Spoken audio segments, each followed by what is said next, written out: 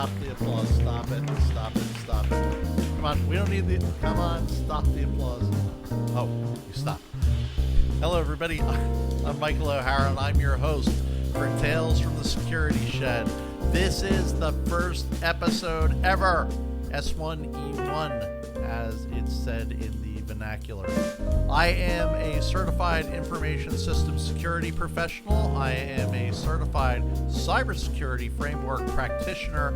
I am a certified HIPAA professional, a certified security compliance specialist, and a certified cybersecurity architect. You mix all that together, and what do you get? You get me, and I am an information security evangelist. And you might be saying, Mike, what's an information security evangelist? Well, it is my mission in this life to help people, organizations, governments, really anyone who needs my assistance, come up with strategies and ways and tools to keep their information secret.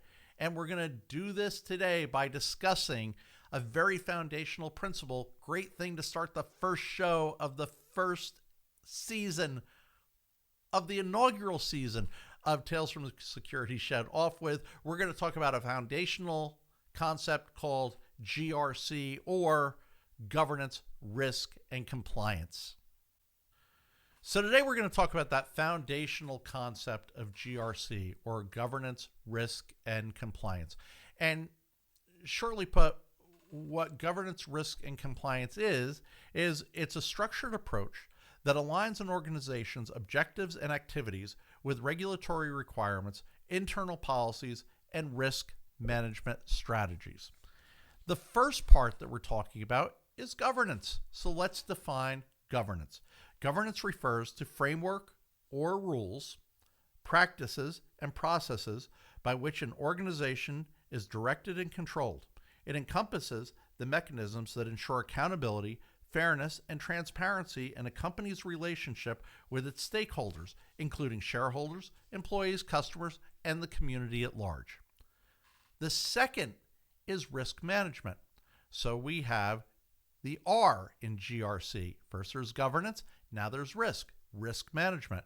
It involves identifying, assessing, and prioritizing risk, followed by a coordinated effort to minimize, monitor, and control the probability or impact of unfortunate events. It aims to ensure that uncertainties do not adversely affect the achievement of the organization's objectives. The last component in GRC is the C stands for compliance. And compliance ensures that an organization adheres to relevant laws, regulations, standards, and internal policies. It involves the processes, systems that are designed to detect, prevent, and correct any deviation from legal and regulatory requirements, as well as internal standards and policies. In summary, GRC is an integrated framework that enables organizations to achieve their objectives by managing risk, ensuring compliance, and implementing effective governance practices. I know that was a little out of order, but that's what it does. And as long as we're here, we talked about policies just a second ago, internal policies. Well, how many companies have I worked with? That is a rhetorical question, folks. How many companies have I worked with who have developed internal information security policies and procedures just to ignore them? I don't understand why people would go to the expense of coming up with their own internal policies and then ignore them. But that is a topic we'll talk about a little bit. We're going to go now and we're going to examine each of the components of governance, risk, and compliance. So let's talk about governance for a second. There are actually three components, as I see it, to governance. There's strategic alignment, accountability and transparency, and improve performance. Let's take these one by one and pick them apart just a little bit. So strategic alignment. That ensures that business goals and IT strategies are aligned. You want to make sure that you are spending your money and aligning your strategies for IT with the business. You don't want your IT department going off to a conference and buying cool widget X for the sake of buying cool widget X. Cool widget X has to lend some type of value back to the business. And conversely, you don't want the business dictating to IT how they need to go out and buy this, that, and the other thing without an analysis of how it impacts security and productivity. So that is part of strategic alignments. It also facilitates decision-making processes and resource allocations based on clear policies and procedures. So let's look at resource allocation for a second. If I had $1 million in gold bullion and I put them here in the security shed, how would I allocate my resources to protecting that $1 million of gold bullion? So if I think about it, I got $1 million of gold bullion here in the security shed, but if you look at that doorknob, look at the door handle there, that is a $2 lock that could easily be defeated with a hammer in about 3 seconds. So have I properly allocated the right resources?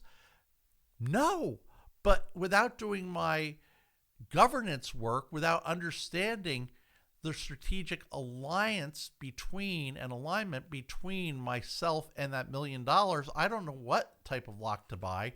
So I want to look at this and I want to analyze it, and I want to say to myself, well, how much of my information security budget should I be spending, or take the word information out, just security budget should I be spending to guard that $1 million in gold bullion in the security shed? Well, maybe that, lock that's there doesn't cut it. Maybe I should spend $3 million. Well, that doesn't make sense because I only have $1 million in gold bullion, so I don't want to spend $3 million to protect it. That's kind of dumb. So maybe I want to spend $30,000. Maybe that's a good number. Maybe that $30,000 allows me to erect a new security shed that looks more like this and better protects my gold. Accountability and transparency. Well, what does it do? Well, it promotes accountability by clearly defining roles and responsibilities. It enhances transparency, which is crucial for stakeholders to have trust and confidence in your organization. And let me focus on the roles and responsibilities for a second. You want to make sure that in your policies and your procedures for your organization, you are clearly defining what role has responsibility. And I'm going to ask you, and here's a tip for you, do not assign roles and responsibility by named person. So you may not want to say, Michael O'Hara is responsible for information security.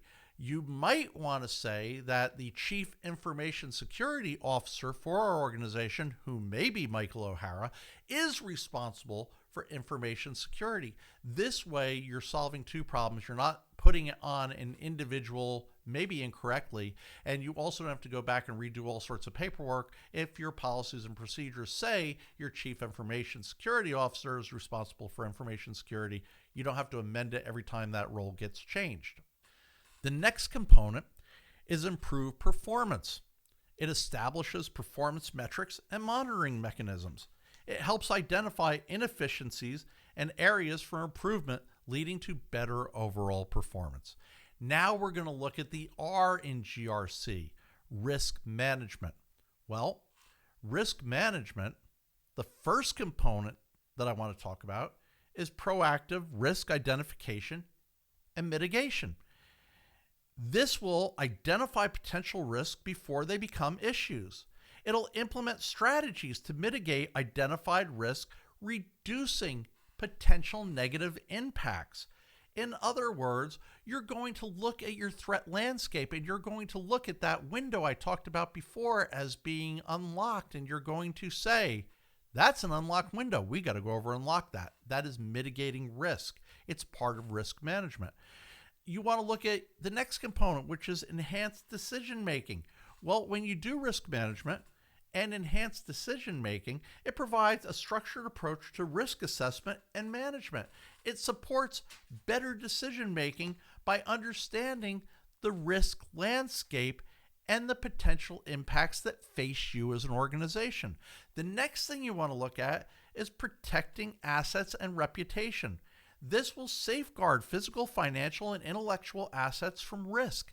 It's going to maintain the organization's reputation by preventing scandals, breaches, and compliance failures. This is all part of risk management. It's all what you want to be dealing with to see around the curve what's coming at you and try to best mitigate those risks. And let's talk about reputational costs for a second.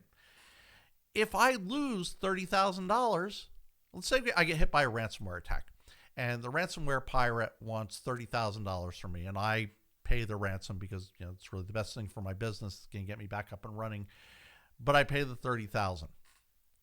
I know that I've had a cost of $30,000, but now let's say that the ransom leaked out to the press that we were hit with a ransomware attack, and I lose 30% of my customers because they don't want to deal with someone who has had this event happen in their company.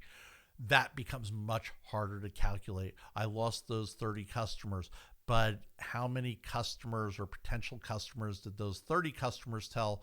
What revenue did I lose that could have come in the door? This is all part of your reputational cost. How are you being portrayed in the media? As a bumbling fool or as a competent practitioner?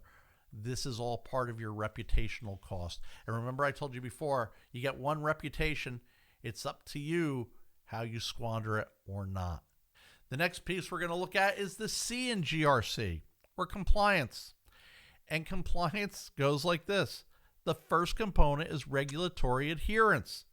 It ensures compliance with laws, regulations, and standards relevant to the industry, compliance, and risk management practices. What does that mean? Well, think about this. If you are a medical practice, those industry practices, that legal framework you may have to follow is HIPAA. And if you betray PHI or protected health information, you may be subject to fines or civil money penalties.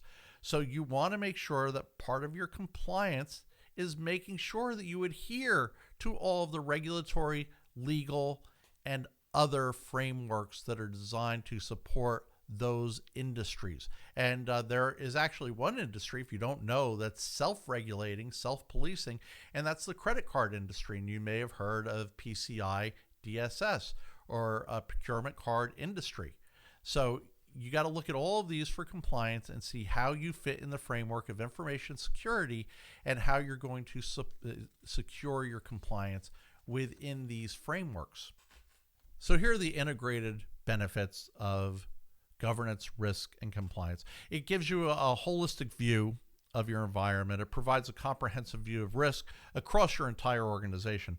It facilitates better resources by allocating strategic planning and understanding all of your interconnected risk. It's also going to give you cost efficiencies. It's going to reduce associated costs with fragmented risk management and compliance efforts. It's going to streamline process, and it's going to eliminate redundancies, and it's going to help you improve your operational efficiencies. I once had a client, when we did a security risk assessment on them, turned out they had 3 data exfiltration tools, and all 3 of those data exfiltration tools did the exact same thing. They stopped end users from writing to USB drives. And when I did my risk assessment with them, I called this out as a potential vulnerability because they had 3 different platforms to manage, which could get confusing. They had 3 different platforms to manage, which was harder to manage and take and keep track of.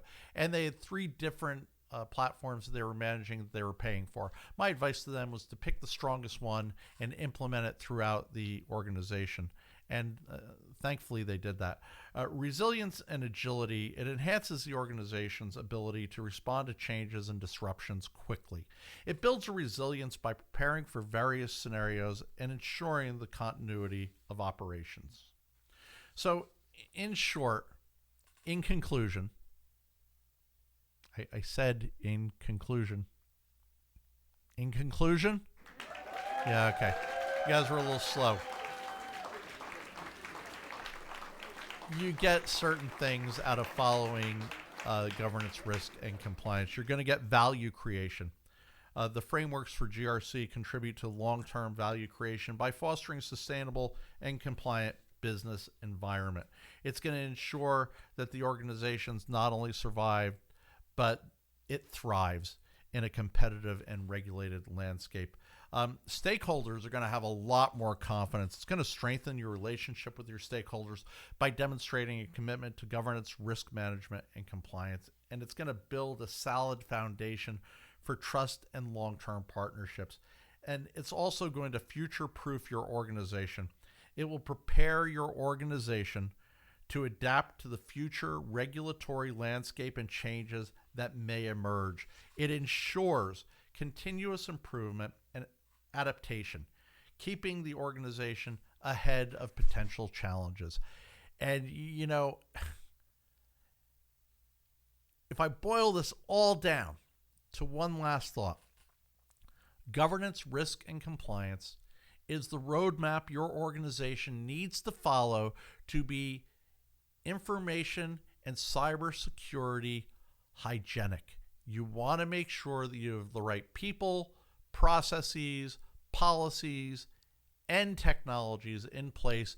And governance, risk, and compliance is going to help you sort through that complicated landscape and decide how best to run your organization and how best to run your business. My name is Michael O'Hara. I am so happy you joined me today. If you liked today's podcast / YouTube show, please go in the comments section and let me know.